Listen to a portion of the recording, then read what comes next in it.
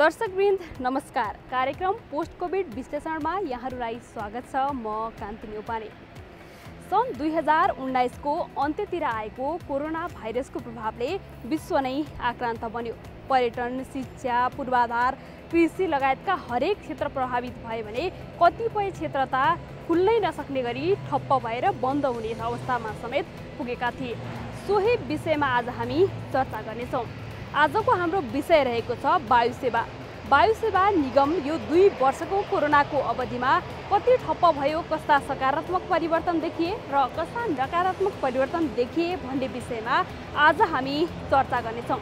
त्यसका लागि हामीले एउटा विशेष रिपोर्ट पनि तयार गरेका छौँ। हेरौँ यो रिपोर्ट। विश्वव्यापी फैलिएको कोरोना भाइरसको प्रभावबाट धेरै प्रभावित क्षेत्र मध्येको एक उड्डयन र वायु सेवा क्षेत्र पनि हो। करिब 2 वर्ष लामो कोरोनाको प्रभावका कारण यो क्षेत्र पुरै ठप्प भयो। केही आन्तरिक र चार्टर विमान बाहेक सबै सेवा बन्द भयो, जसले गर्दा लाखौं मानिसले रोजगारी गुमाए भने धेरै मानिसहरू सेवाबाटै विस्थापित हुने अवस्थामा पुगे। तर अहिले भने यो क्षेत्रमा सुधारको संकेत देखा परेको नागरिक उड्डयन प्राधिकरणका प्रवक्ता चन्द्रलाल कर्ण बताउनुहुन्छ।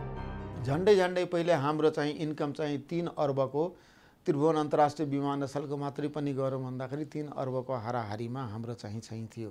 3 अर्ब ल्यान्डिङ पार्किङ र 3 अर्ब भनेपछि के अरे प्यासेन्जरबाट चाहिँ आउँथ्यो।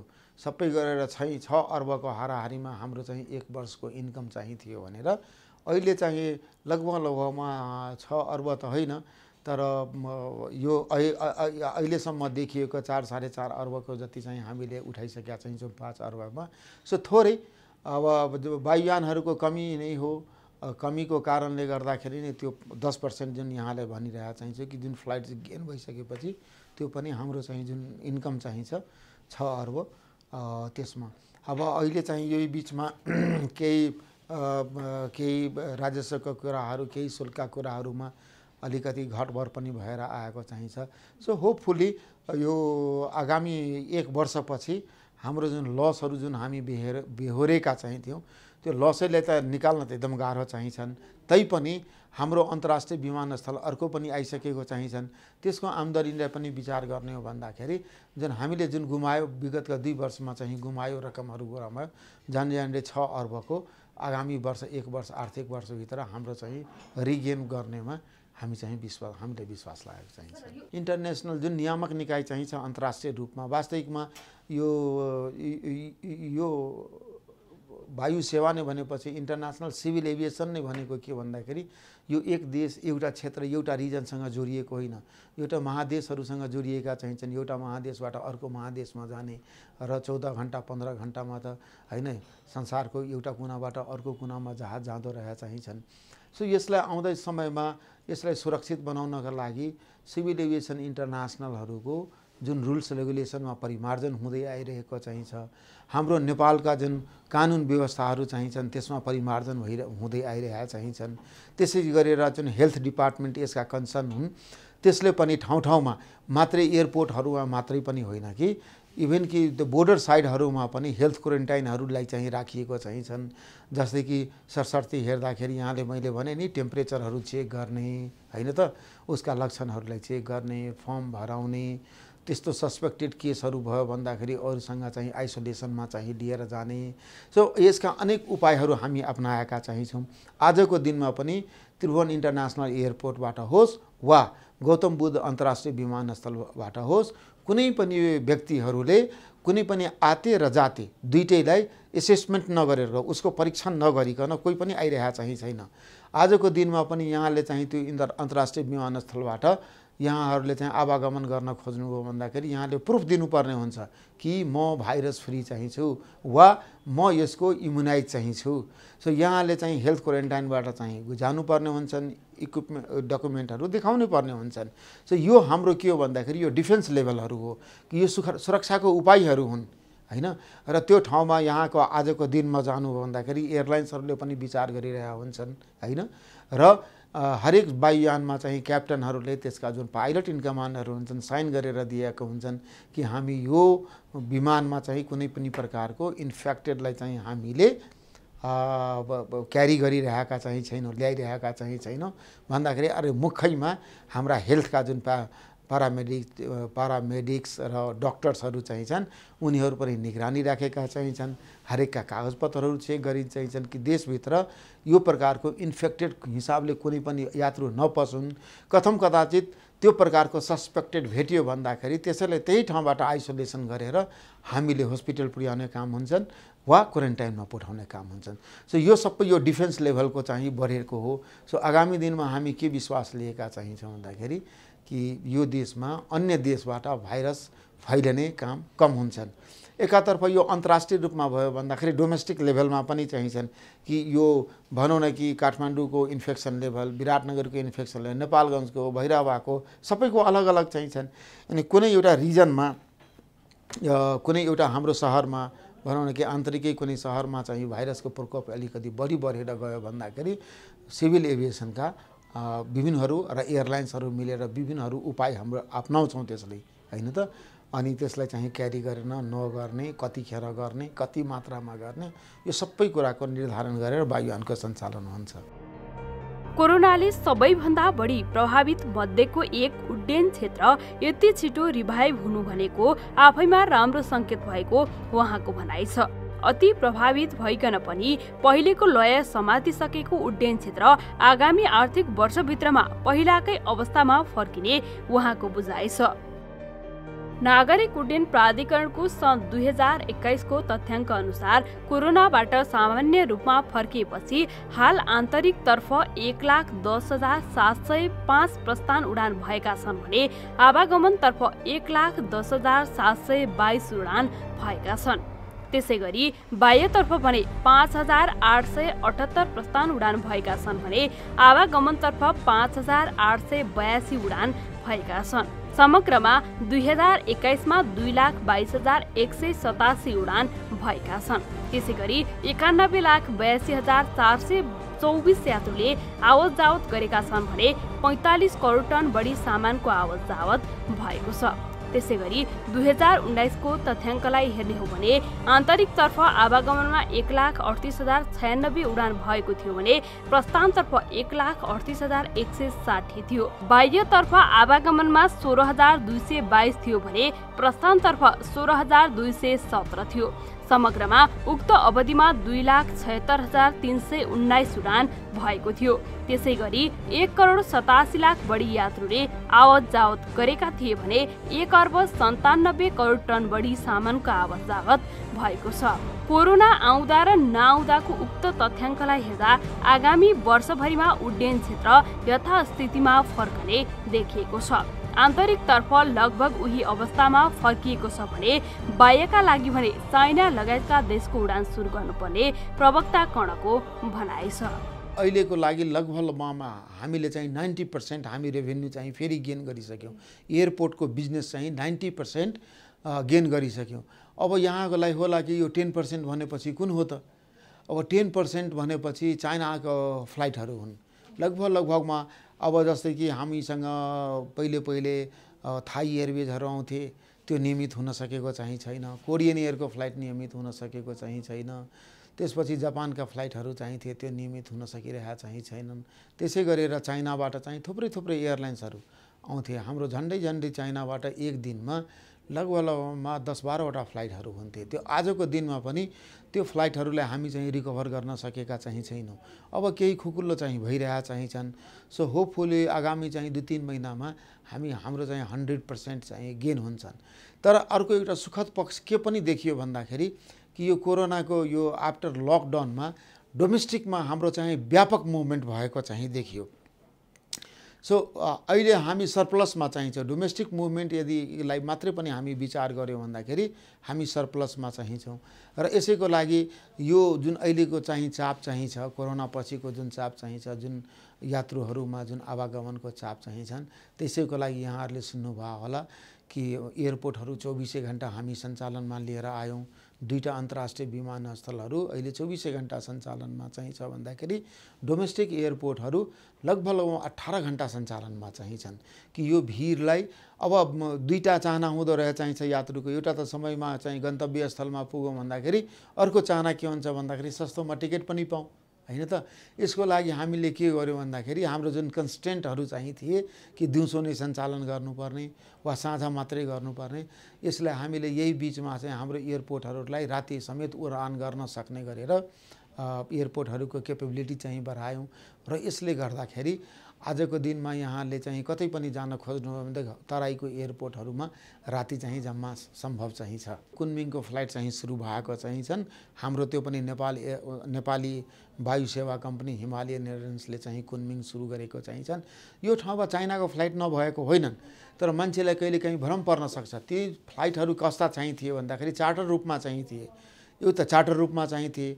चार्टरको शुल्क बढी हुँदो गरेर चाहिँ छ भन्दाखेरि त्यो आम जनतालाई, आम प्यासेन्जरहरूलाई चाहिँ त्यो चाइनिज नागरिक हुन् चाहे नेपाली नागरिक हुन्, उसको आर्थिक भार चाहिँ अत्यन्त पर्ने गरेर सो चार्टर फ्लाइटहरू हुन्थे। कार्गोका चार्टर फ्लाइटहरू हुन्थे, जस्तै मेडिकलहरूका चिजबिजहरू आए, अन्य लत्ता कपडादेखि र इलेक्ट्रोनिक्सहरूका।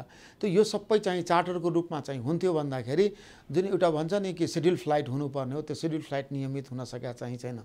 कारण के चाहिँ थियो भन्दाखेरि हामी त लगभग हामी त 6 महिना अगाडिदेखि नै यो सबैलाई चाहिँ एकातर्फ नियमित गर्दै लिएर गएकोमा खुकुलो गर्दैमा अनि चाइनामा चाहिँ त्यहाँका सरकारले चाइनिज गभर्मेन्टले लगाएको रिस्ट्रिक्सनहरूको कारणले गर्दाखेरि त्यहाँ फ्लाइट हुन सकेको चाहिँ छैन।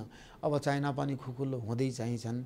त्यसैले गर्दाखेरि अब चाहिँ चाइनाको जुन फ्लाइटहरू अहिलेको लागि चाहिँ बन्दको अवस्थामा चाहिँ छन्, त्यो अब बिस्तारै हामी चाहिँ रिगेन गर्छौँ।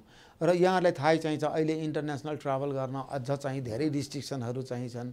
कतै PCR हुनुपर्ने, कसैमा चाहिँ भ्याक्सिन हुनुपर्ने, कसैलाई डबल भ्याक्सिन हुनुपर्ने, कुनै ठाउँमा होइन एकदम स्पेसिफिक भ्याक्सिनै हुनुपर्ने। जस्तै कि युरोपको भ्रमण गर्दा जाँदाखेरि युरोपियनहरूको चाहिँ फाइजर र मोडर्नामा बढी जोड चाहिँ छ। युरोपियन कोभिड पास नै जारी गर्नको लागि फाइजर र मोडर्ना नभइकन उनीहरूले कोभिड पास जारी गर्दैन भन्दाखेरि हामी कहाँ व्यापक रूपमा यो ठाउँमा के प्रचलनमा आयो भन्दाखेरि कि त कोभिसिल्ड आए, अनि चाइनिज भ्याक्सिनहरू चाहिँ थिए। त कतिपय देशमा आजको दिनमा पनि भ्याक्सिनको कार्ड, RT-PCR यो सबैको चक्कर, अनि त्यतिले पनि नपुगेर यहाँलाई सम्झना चाहिँ छ होला कि क्वारेन्टाइनमा पठाउने, होटल क्वारेन्टाइनमा पठाउने, कहिले त 14 दिनसम्म राख्यो, पहिले 7 दिन राख्यो। त यो सबै के भयो भन्दाखेरि प्यासेन्जरहरूलाई केही जुन प्लेजर ट्रिपमा जाने थिए, घुमघाम चाहिँ थिए होइन, अन्तर्राष्ट्रिय रूपमा मिटिङहरू हुन्थ्यो, त्यो सबै चाहिँ क्यान्सल हुँदै गए। अनि आवश्यक रूपमा अति आवश्यक नभइकन मान्छेहरूले आफ्ना घरबाट चाहिँ निस्किरहेको चाहिँ थिएन झन्झट बिहोर्नेको कारणले गर्दाखेरि। यद्यपि अझ पनि केही न केही अन्तर्राष्ट्रिय रूपमा आवागमनमा अप्ठ्यारो चाहिँ छन्। विभिन्न ठाउँमा जाँदाखेरि पहिले सर चाहिँ इमिग्रेसनमा जान्थ्यो मान्छे, निस्किन चाहिँ थियो भन्दाखेरि आजको दिनमा हेल्थ क्वारेन्टाइनहरूको मा चाहिँ एकदमै अप्ठ्यारो नै चाहिँ छन्। नेपालका हवाई सेवा कम्पनीहरूमा अन्तर्राष्ट्रिय उडानका लागि 2वटा वाइड बडी र 6वटा न्यारो बडी रहेका छन्। त्यसैगरी आन्तरिक उडानका लागि 53वटा फिक्स विङ ट्रक रुटमा 34वटा टर्बो तथा जेट जहाज रहेका छन्। यसैगरी 19वटा स्टोल र 33वटा हेलिकप्टर रहेका छन्। कुल सिट क्षमता अन्तर्राष्ट्रिय तर्फ 1496 र आन्तरिक तर्फ 797 रहेको छ। पछिल्लो समय प्रादेशिक रूपमा पनि हवाई उडानको संख्या बढ्दै गएको छ। पर्यटकीय नगरी पोखरासँग भैरहवा, भरतपुर, नेपालगञ्ज लगायतका गन्तव्यमा दैनिक जसो उडान भइरहेको अवस्था छ भने अन्य गन्तव्यमा पनि उडानको संख्या बढ्दो क्रममा छ।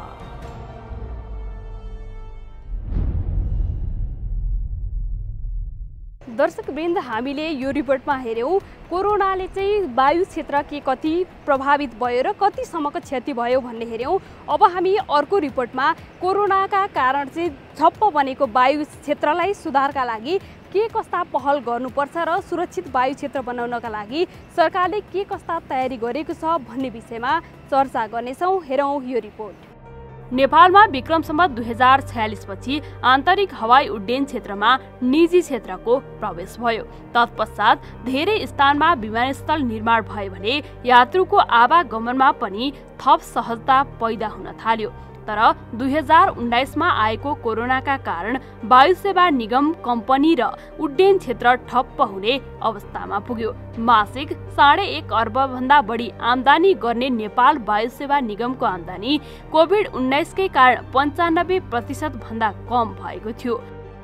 नेपाल एयरलाइन्ससँग भएका 2वटा A333 वाइड बडी र 274 सिट क्षमताको 2वटा A320 न्यारो बडी, 158 सिट क्षमताको 2वटा मध्ये 4वटा जहाज मात्रै अन्तर्राष्ट्रिय उडानमा प्रयोगमा थिए। तर अहिले भने यसमा सुधारको संकेत देखा पर्न थालेको छ।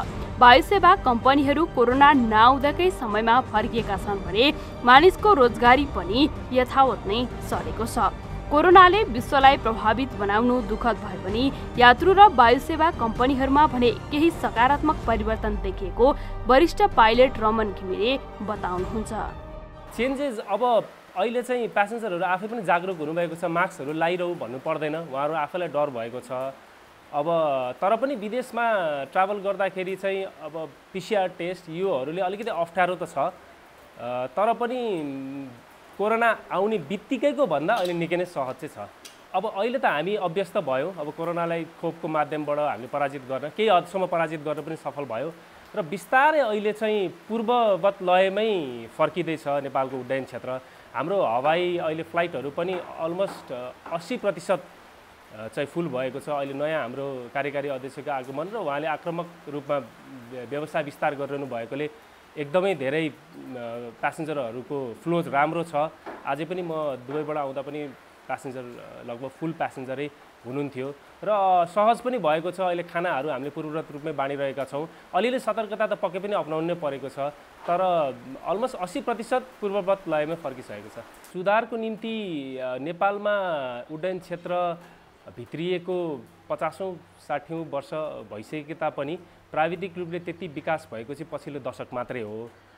अब अहिले हाम्रो नागरिक उड्डयन प्राधिकरण पनि यो जुन सूचीबाट चाहिँ एउटा आइकाओले गरेको एउटा बन्देज लागेको सूची थियो त्यसमा परेको थियो, ब्ल्याकलिस्ट भन्नेमा परेको थियो, तर अहिले निकै राम्रो नम्बर ल्याएर चाहिँ उत्तीर्ण भइसकेको छ। त्यही भएर यो एकदमै सुधार उन्मुख छ। त्यति हुँदाहुँदै पनि अझै धेरै सुधारको गुन्जाइस चाहिँ पक्कै पनि छ। कोरोनाले संसारभरिकै सबै क्षेत्रलाई नै पक्कै पनि असर गर्यो। वायु सेवा निगम, वायु सेवा, हवाई उड्डयन पनि यसबाट अछुतो चाहिँ रहन सकेन। अब अगाडि त सबै चिज सामान्य नै थियो। तब हामी अब यात्रुहरूलाई लैजाँदाखेरि कुनै पनि विशेष नियमको अनुसरण गर्नु पर्दैन थियो, त्रासको वातावरण पनि थिएन। अब कोरोना भइसकेपछि सबैमा डर भयो। त्यो भएपछि निकै नै असर गर्यो। पहिलो कुरो त व्यापारमै असर गर्यो, किनभने कोरोना हुने बित्तिकै वायु सेवाहरू सबै नै बन्द जस्तो अवस्थामा पुगे। त्यसले गर्दा आम्दानी आर्जनमा निकै ठुलो असर पर्यो। त्यसपछि एउटा जसरी स्वास्थ्य क्षेत्र जसरी प्रभावकारी रूपमा अगाडि आयो कोरोनाको बेलामा आउनै नै पर्थ्यो, त्यसै गरी हवाई उड्डयन पनि त्यसमा साथसाथै हातमा हात मिलाएर आयो। किनभने नेपाल जस्तो भूपरिवेष्टिक देशमा औषधि ल्याउनको लागि अथवा मानव उद्धारको लागि नेपाल वायु सेवा निगमले पनि ठुलो रोल खेलेर, जसरी सुरुमा वुहानमा हाम्रो नेपाली दाजुभाइहरू जहाँ उद्गमस्थल कोरोनाको उद्गमस्थलमा जसरी अड्किनु भएको थियो, त्यहाँ हामीले पहिलो फ्लाइट नेपालमा कोभिड नआउँदाखेरि नै पहिलो फ्लाइट गऱ्यौँ। त्यसपछि औषधिहरू ल्याउनको लागि अथवा युएनको चार्टर फ्लाइटहरूदेखि लिएर हामीले कैयौँ उद्धारका फ्लाइटहरू गऱ्यौँ। त्यसरी चाहिँ पहिला र पछिमा हाम्रो कार्ययोजना, कार्य विशेषमा नै ठुलो फरक पर्यो। अब एज अ पाइलटहरूको हकमा अथवा हवाई क्रुहरूको हकमा, हवाई कर्मचारीहरूको हकमा पनि कोरोनाले हामीलाई निकै ठुलो परिवर्तन ल्यायो। पहिला हाम्रो फ्लाइटहरू भएपछि लामो लामो फ्लाइटमा चाहिँ बाहिर जस्तो दुबई, दोहा, मलेसियामा नै हामीले फ्लाइट गरिसकेपछि त्यहाँ नै बस्नुपर्ने एउटा बाध्यात्मक एउटा नियमले बाँधिएको थियो भने कोरोनाले गर्दाखेरि चाहिँ त्यो देशहरूले हामीलाई त्यहाँ बस्ने अनुमति दिएन। त्यो भएर हामीले लामो फ्लाइट चाहिँ गर्नुपर्ने अवस्था आयो। 20 घन्टाको फ्लाइट, 24 घन्टाको फ्लाइट पनि हामीले जहाजमै बसेर कतै नओर्लिकन अर्को देशमा नबसिकन पनि गर्ने अवस्थाहरू पनि आयो। अघि त सबै चिज सहज थियो, सबै एउटा सिस्टममा थियो। यो त कसैले आशै गरेको थिएन। अनि त्यसले गर्दाखेरि एउटा त्रासको वातावरण, प्यासेन्जरमा पनि एउटा त्रासको वातावरण, सधैँ मास्क लाउनु पर्ने, अब खानेकुरा हामीले चाहिँ अब प्यासेन्जरहरूलाई खानेकुरा दिन नमिल्ने अवस्था थियो प्लेनमा, फ्लाइटमा। अनि उहाँहरूले खानेकुराहरू आश गर्नुहुन्थ्यो र कति प्यासेन्जरहरूले बुझिदिँदा पनि बुझिदिनु हुँदैन थियो, अब पैसा तिरेको छौँ हामीले किन नपाउने भन्ने कुराहरू थियो। र शौचालयको प्रयोगदेखि लिएर सबै चिजमा एकदमै सतर्कता अप्नाइएको थियो र धेरै सतर्कता भएपछि सबै चिज अप्ठ्यारो भइहाल्छ। त्यही भएर प्यासेन्जरहरूलाई निकै कठिनाइ भयो, हामी क्रुहरूलाई पनि कठिनाइ। बारम्बार कोभिडको सुईहरू लाउनु पर्ने, बारम्बार टेस्टहरू गराइरहनु पर्ने, एउटा फ्लाइट गरिसकेपछि आइसोलेसनमा बस्नु पर्ने, पारिवारिक रूपमा पनि छुट्टै बस्नुपर्ने, परिवारमा पनि एउटा डरको अवस्था, आफूलाई पनि एउटा सोसल्ली मैले गर्दा अरूलाई सर्ने हो कि भन्ने सधैँ एउटा डर पनि भयो। त्यही भएर यो मानसिक रूपमा पनि निकै नै अप्ठ्यारो अवस्था थियो पक्कै पनि।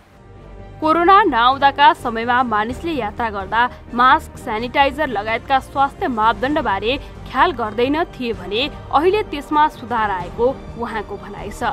स्वयं वायुसेवा कम्पनीले पनि औषधि उपचार र स्वास्थ्य मापदण्डप्रति सजगता अपनाएको, खानेकुरा जथाभावी खान नदिने जस्ता सकारात्मक परिवर्तन देखा परेको विमानस्थलले जनाएको छ। हाइजिनका कुराहरू छन् हैन, जनरल हाइजिनका कुराहरू हैन, अब यो मास्क लगाउने, सेनिटाइजेसन गर्ने, हाइजिन र हेल्थका कुरामा अलिकति सुधार आएको छ। अब कोभिडले चाहिँ अब तपाईँको अलिकति तपाईँको फ्लाइटहरूमा चाहिँ पेसेन्जरहरूलाई चाहिँ अलिकति फेसिलिटेसन गराउने कुराहरूमा हैन, अब यो यस्तो इमर्जेन्सीहरूसँग पनि हामी जुझ्न सक्छौँ है भन्ने चाहिँ तपाईँको यो जनरल तपाईँको हैन, यो हेल्थ पब्लिक हेल्थ इमर्जेन्सीसँग पनि हामीका बिचमा पनि हामीहरू काम गर्न सक्छौँ भन्ने चाहिँ तपाईँको किसिमको कन्फिडेन्स लेभल चाहिँ एभिएसन सेक्टरमा बढेको छ कि। वायु अहिले केही घटनाहरूले गर्दाखेरि हामीले यसलाई चाहिँ जनरलाइज गर्न सक्दैनौँ र यो भन्दै नसक्दैनौँ कि हामी चाहिँ वायुयान सुरक्षित छैन भनेर। वायुयान सबैभन्दा सुरक्षित के अरे यातायातको माध्यम हो, अहिले थियो र अहिले पनि छ। तपाईँले हेर्नुहुन्छ भने अहिले केही रिमोट सेक्टरमा मात्रै यस्ता प्रब्लमहरू देखिएको, अलिकति त्यहाँ हाम्रो भूबनोटको हिसाबले र हाम्रो यो विशेष गरी चाहिँ मनसुनको बेलामा वेदरहरू बारम्बार एकछिनमा चेन्ज भइरहने अवस्थाले र त्यहाँ नेभिगेसन प्रणालीहरू आधुनिक उपकरणहरू जडान नहुने र पूर्णतया तपाईँको भिजुअल फ्लाइट गर्नुपर्ने अवस्थामा अलिक यो मनसुन सिजनमा अलिक हाई टेरेन भएको ठाउँमा चाहिँ अलिकति प्रब्लम देखिया हो र त्यो क्षेत्रमा खास गरी हाम्रो दुर्घटनाहरू पनि बढी त्यही क्षेत्रमा हुने गरेको छ।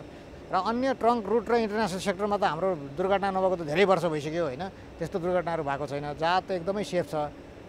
यसलाई चाहिँ अब यो जुन केही दिन अगाडि चाहिँ तारा एयरको दुर्घटना भयो, त्यो दुःखदायी हो, त्यो नहुनु पर्थ्यो भयो र त्यसले गर्दाखेरि त्यसैको आधारमा हामी चाहिँ यो हवाई क्षेत्र चाहिँ सुरक्षित छैन अथवा आकाश सुरक्षित छैन भन्ने चाहिँ सन्देश जाँदैन। अब यस्ता घटनाहरू हुनु हुँदैन थियो, भयो, त्यो छिटपुट रूपमा हुन्छ होइन।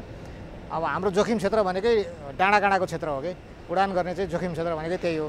त्यस्तामा छिटपुट रूपमा यस्तो घटनाहरू पहिला पनि भएको थियो, तर बिचमा चाहिँ धेरै घटेको थियो। हाम्रो 3.5 वर्षदेखि यो फिक्स्ड विङ जहाजहरू हाम्रो दुर्घटना भएको थिएन, आएर चाहिँ अहिले यो भयो होइन। अब यसको पछाडिको कारणहरू पनि हामी खोज्छौँ, तर नर्मल्ली अलिकति भौगोलिक जटिलता र वेदरको जटिलता, दुईटा जटिलताले गर्दाखेरि यो हिमालयको क्षेत्रमा, पहाडी क्षेत्रमा उडान अलिक जोखिमै छ। खरै नेपाल नागरिक उड्डयन प्राधिकरणले दुर्गमका क्षेत्रहरूमा जहाँ भिजुअल फ्लाइटहरू मात्रै गरिन्छ त्यो ठाउँमा चाहिँ पहिला हाम्रो के चलन थियो भन्दाखेरि उड्ने एयरपोर्ट र जहाँ गन्तव्य एयरपोर्टको वेदर सफा छ भने उडान गरिन्थ्यो, उडान गर्ने अनुमति हुन्थ्यो भने अहिले थप हवाई उडानलाई सुरक्षित गर्नको लागि अब डिपार्चर र डेस्टिनेसन विमानस्थल मात्रै होइन, अब इनरुटको वेदर पनि लिएर, अब इनरुटको वेदर पनि ठिक छ भन्ने चाहिँ तपाईँको इन्फर्मेसन लिएर मात्र चाहिँ जहाजले उडान गर्न पाउने भन्ने थप व्यवस्था गरियो भने अब हेलिकप्टर उडानमा चाहिँ सबै हेलिकप्टरहरूमा एकजना मात्रै पाइलट हुँदाखेरि चाहिँ अलिकति सेफ्टी कम्प्रोमाइज भयो भन्ने चाहिँ अलिकति जोखिम बढेको छ उडानमा। डाँडाकाँडामा उडान गर्नुपर्छ, फेटिक, पाइलट चाँडै थाक्ने होइन, त्यसले गर्दाखेरि चाहिँ त्यो किसिमको मेन्टल फेटिकले गर्दाखेरि उडानहरू अब हाई अल्टिच्युडमा तपाईँको चाहिँ अक्सिजनको कमी हुने, पाइलट चाँडै चाहिँ उडान गर्दाखेरि फेटिक हुने, मानसिक थकान बढी हुने भएकोले एउटा मात्रै पाइलट होइन दुईवटा पाइलट चाहिँ ले उडान गर्ने भन्ने चाहिँ नयाँ प्रावधानहरू हामीले नेपाल नागरिक उड्डयन प्राधिकरणले भर्खरै मात्रै तारा एयरको दुर्घटना पछाडि यो मापदण्डहरू चाहिँ हाम्रो लागू गरेको छ र लाग्छ यो मापदण्डहरूले चाहिँ तपाईँको हवाई उडानलाई अझ चाहिँ सुदृढीकरण गर्नको लागि ठुलो भूमिका खेल्छ भन्ने हामीले विश्वास लिएका छौँ। तर पछिल्लो समय हवाई सुरक्षाबारे प्रश्न उठेकाले नडराई यात्रा गर्न पनि सरकारवालाले आग्रह गरेका छन्। संस्कृति, पर्यटन तथा नागरिक उड्डयन मन्त्रालय र यस अन्तर्गतका नागरिक उड्डयन प्राधिकरण र नेपाल वायुसेवा निगम, पर्यटन तथा होटल व्यवस्थापन प्रतिष्ठान लगायतका संस्थाहरूसँग सहकार्य र समन्वय गरिनुपर्नेमा सरकारवालाहरूको जोड छ। उड्डयन र वायु क्षेत्रलाई उही अवस्थामा फर्काउन प्रभावकारी समन्वय, सहकार्य, सक्रियता र सञ्चारको आवश्यकता रहेको विज्ञहरू बताउँछन्। दर्शकवृन्द, हामी कार्यक्रमको अन्त्यतिर आइपुगेका छौँ। आज हामीले कार्यक्रममा वायु सेवा निगममा देखिएको आर्थिक घाटादेखि लिएर वायु सेवा सुधार र सरकारको योजना नीतिहरूका विषयमा चर्चा गरेका छौँ। आगामी अङ्कमा पनि हामी यस्तै विविध घटनाका विषयमा चर्चा गर्ने नै छौँ। कार्यक्रमबाट सम्पूर्ण टिमलाई बिदा दिनुहोस्। नमस्कार।